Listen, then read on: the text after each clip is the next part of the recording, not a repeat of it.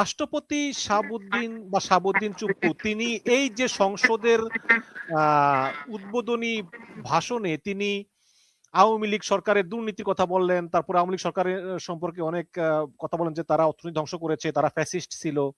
তিনি স্পষ্ট বললেন এবং তিনি শেষ পর্যন্ত বিএনপির স্লোগান বাংলাদেশ জিন্দাবাদ বলে শেষ করলেন। তাহলে আপনার কাছে প্রশ্ন যে আসলে কি এই শেখ হাসিনা যে চুপ্পু সাহেবকে রাষ্ট্রপতি পদে মনোনীত করে নির্বাচন করলো, এটা কি আসলে শেখ হাসিনার ভুল সিদ্ধান্ত ছিল? আর এখন এই যে এই আওয়ামী লীগের রাষ্ট্রপতি হয়ে আওয়ামী লীগের সমালোচনা করলো, আওয়ামী লীগকে ফ্যাসিস্ট বললো, দুর্নীতিবাজ বললো, বাংলাদেশ জিন্দাবাদ বললো, এটা কি আসলে আওয়ামী লীগের উপর একটা চপেটাঘাত কিনা? আপনার কি মনে হয়? শেষ প্রশ্ন। যখন কেউ মারা যায় আমরা কি বলি? ইন্না লিল্লাহি ওয়া ইন্না ইলাইহি রাজিউন। রাজি। ঠিক আছে, কেন বলেন তো? তিনি গত হয়েছেন। এখন একজন গায়ক যখন গান গাওয়া বন্ধ করে দেন, মানে আর জীবনে গান গাবেনই না, গেতে পারবেন না, তখন গানের জগতে তার ইন্না লিল্লাহি ওয়া ইন্না ইলাইহি রাজিউন আপনি পাঠ করতে পারেন গানের জগতে। এখন আমি আপনাকে 3টা সাংবিধানিক পদের কথা বলি। নাম্বার 1, বঙ্গবন্ধু কন্যা জননেত্রী শেখ হাসিনা জনাব শাহাবুদ্দিন চুপ্পু সাহেবকে মহামান্য রাষ্ট্রপতি বানিয়েছেন সাংবিধানিক কিছু দায় দায়িত্ব পালন করার জন্য। 2 নাম্বার, তিনি শিরিন শারমিন চৌধুরীকে স্পিকার বানিয়েছিলেন কিছু সাংবিধানিক দায় দায়িত্ব পালন করার জন্য। আর উনি শামসুল ইসলাম টুকু সাহেবকে ডেপুটি স্পিকার বানিয়েছিলেন কিছু সাংবিধানিক দায় দায়িত্ব পালন করার জন্য। এখন আপনি যদি বাংলাদেশের গণতান্ত্রিক কাঠামোটা সংবিধানের আলোকে দেখেন, তাহলে স্পিকারের ভূমিকা আকাশচুম্বী। মানে শাহাবুদ্দিন সাহেবের এই কর্মকাণ্ড বুঝতে গেলে আপনাকে এই জায়গা থেকে আসতে হবে। 2024 সালের 2রা সেপ্টেম্বর এই শিরিন শারমিন চৌধুরী রিজাইন করলেন, অর্থাৎ তিনি ইস্তফা দিলেন নিজের পদ থেকে। 2রা সেপ্টেম্বর 2024, এটা ডেইলি স্টার, প্রথম আলো পত্রিকায় এসেছে।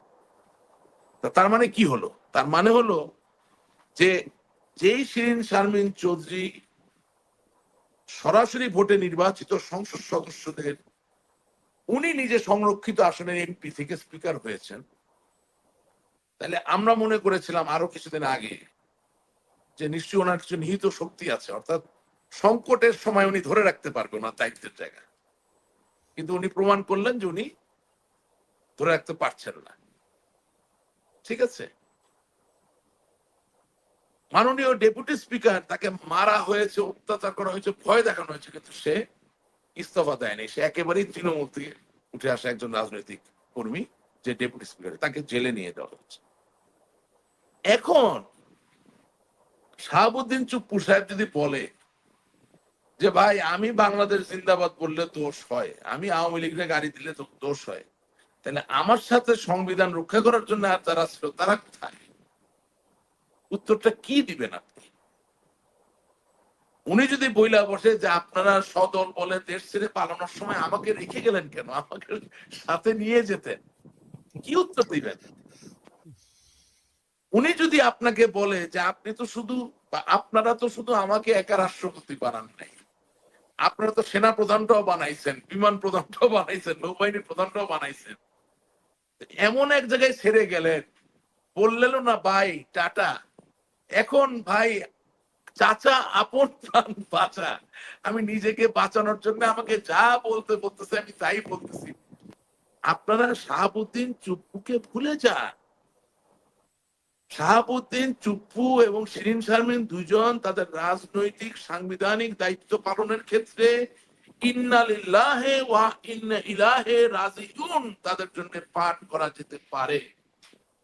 তারা মৃত্যুবরণ করেছেন, তাদের কোন প্রাসঙ্গিকতা বাংলাদেশের রাজনীতিতে বা সংবিধান রক্ষার ক্ষেত্রে নাই।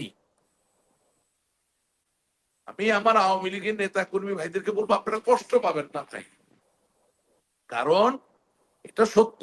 ওই শাহাবুদ্দিন চুপ্পু সাহেব ছাত্রলীগ করছে, যুবলীগ করছে, আওয়ামী লীগ সমর্থন সবই বঙ্গবন্ধুকে ভালোবাসে, কিন্তু ও যখন ডাইনে দেখে তখন দেখে আহা কেউ নাই, বামে দেখে কেউ নাই, সামনে দেখে কেউ নাই, পিছনে দেখে কেউ নাই।